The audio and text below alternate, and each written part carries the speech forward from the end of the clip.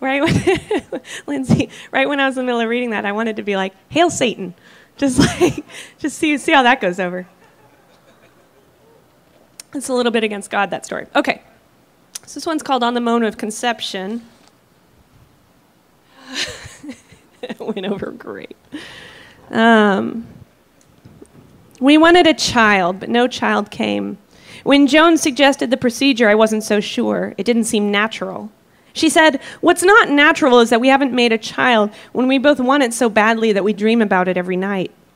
My nightly dream featured a field lined with branches, dogs running ahead. Their feet pounded the earth and a magnet pulled my body along behind.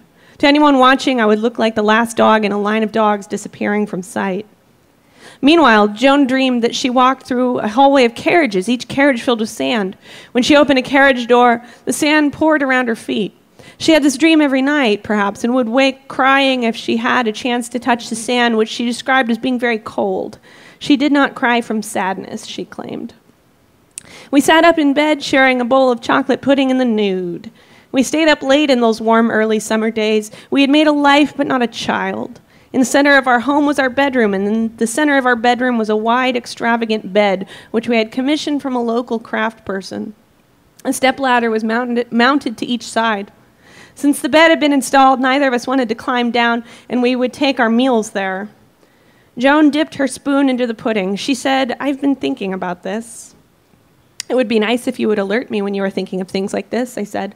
"This is your alert," she said. "I have the supplies ready." She told me of certain creatures in the ocean who undergo this procedure naturally. "You might as well show me the supplies," I said. She collapsed onto her naked stomach and scooted toward the stepladder. She was always a handsome woman and had only grown more striking with the sprouting of wiry gray hairs, each reminding me of a sensitive antenna tuned to something I could not see. I recently discovered a gray, almost white hair jutting proudly out of her mons pubis. The other hairs seemed to show the white hair some amount of respect curling below.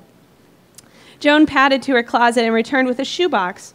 She placed it at the foot of the bed, out of reach, before mounting the stepladder again. At the top of the ladder, she got on her belly and scrambled up, rolling toward the center of the bed and pushing the must sheets around her.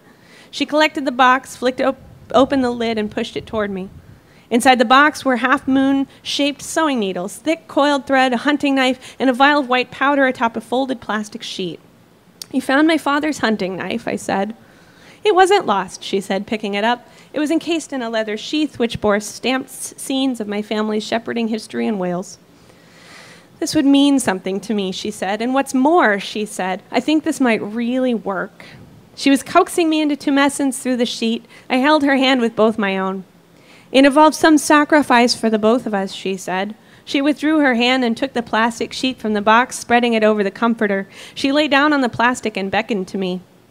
This is a woman who lied her way through her education, forging her transcripts to first get an internship she wanted, then a job. She lied to her mother, telling her we had moved to Boston, and then continued to make this claim in phone calls for the next 5 years.